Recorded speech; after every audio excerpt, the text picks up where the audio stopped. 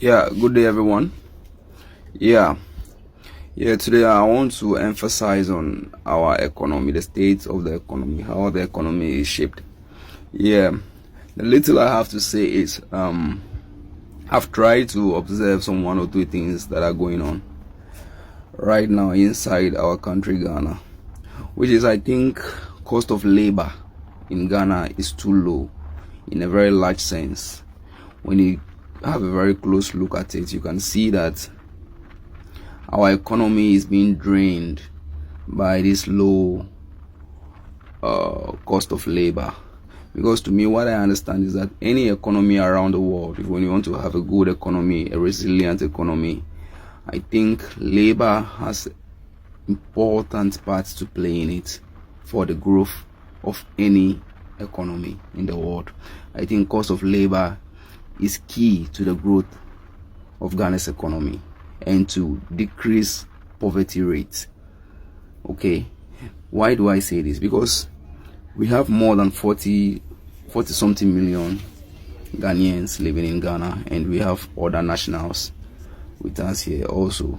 So when you have a close look at this, you can see we have so many private works, we have so many private companies in Ghana at the moment. Are you getting? Yeah, we have so many private companies in Ghana. Okay, so when you take a close look at all these things, you can see the main reason why our economy has been stagnant for some time is the cost of labor in this country. Because I tell you, any country that you travel to or you check, when you check cost of labor in any country, you can see that it plays a very large role in the country's economy. Are you getting it? Fine. All these people in Ghana right now, some of them are from far, they are working, maybe some of them are in Accra, they are working, trying to get something and then try to help their families back home.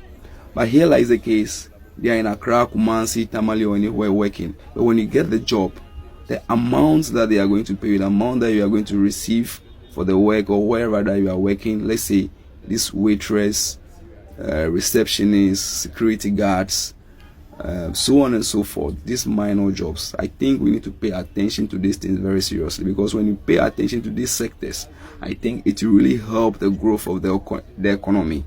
Okay, and some of these companies has been in Ghana for so long. They have been increase of commodities and a whole lot of things several times. Okay, but I don't think there have been increment of salary, especially in the private sector. The security guard, the waiter, the receptionist, just mention it, you know about it. And all these guys are risking their lives for this kind of jobs, especially security guards. Security guard, let me say banks and all those houses, maybe let's say. So you can see that it's a very dangerous and a very serious issue that we have as a country. There is no way we can grow as a country, economic wise, as a country, if we don't look at these things. And this thing, I think it will also decrease some pressure on the government. So what I'm thinking is that I think the government should engage the private sector. Okay, have some boundaries, set some boundaries. Okay, fine, from this amount to this amount should be paid, or from this amount nobody should pay less than this amount. So there are so many ways that the government can go about this to solve this issue, because I think the private sector has a large form of this thing to say in our economy when we look at this. Because there are a lot of people, it is about the youth, it's about the young people of this country. We have education, we have free education, free SHS. When these kids come out from school, they need to work, okay, under somebody for some time. Maybe when they have, the ones that wants to further will further, the ones that wants to go into business can go into business after that. Are you getting it? So fine, but we don't have the structure that maybe fine, you can work, earn something, save, and then move on. Ghana's economy is not like that. Unless you have a creative mind, you have something to do on your own, or unless you are working at a very high level in this country before you can be able to, let's say, do certain things. I get it. And so when it continues, it means the country is moving one-sided. Okay, please, people should pay very close attention. it means the country is moving one-sided. Because when you don't have good record, good certificate, and when you are not working at a very high level in the government sector, it means that you cannot live like, or you cannot live the way you want. Okay, there are a lot of people working in the private sector, but you can't compare them to the government sector. I'm not saying all should be equal, because there is stages and there is this thing in life. I understand that. But when you travel to Europe, America, so on and so forth, you could see how the economy works. Okay, that's why America is one of the best economies in the world. Not because maybe, but because of the resilience of the economy, because of their how do we call it? Because of the cost of labor. Okay, in United States and Europe. So you see, most of our brothers and sisters, they travel to Europe, America. When they go there, they work, they live all right over there, and then they try to send money home. They do things back here. So ask yourself, why can't we create a system where that everybody can be able to work and get something small? At least imagine right now they are paying some people 700 cedis, 1,000 cedis, 1,500, 1,200. And when you look at all these things, you can see that, imagine you are receiving, let's say, 1,000, 2,500 a month right now in Ghana. How are you going to survive with this money? How are you going to save out of it and start up a business? Or if you want to do something with this low payment rate that we have in Ghana. So please, I'm urging the government to take a very close look at this. I think it's very important for our country to start looking at all these things step by step. Yeah, so I think it's a very serious issue. So I need the government to take a very close look at this, because cost of labor is killing Ghana's economy. Seriously. Cost of labor is killing Ghana's economy seriously. So please, it's a very important issue. Okay, so I think we need to try to do something about this, and what we need to do about this is already there. The government already knows. You just need to engage the private sector. That's all. Then we take it from there. You just need to engage the private sector on this issue, because so many young people in this country are suffering for no apparent reason, to be frank. So many. I know there are rich people in Ghana, all right, fine. The same way there are poor people in Ghana. Maybe you cannot see them, maybe you cannot hear them, but they have stories. A lot of things are happening to them. Okay, so please, I think that the government to try to do something about this issue for the growth and for the betterment of Ghana, because poverty rate in Ghana is not favorable. Okay, there's a lot, especially in the northern region, Volta region, western region. Yes, you can just imagine what is happening. Okay, and cost of labor is only the people that are working in the government sector. It's only them that are being paid well in this country. So when we need this country to balance, when we want this country to balance, we need the private sector to increase salary for the betterment of Ghana, for the betterment and the future of this country, because our young people needs to start doing something. So when they have the chance to work, look at America.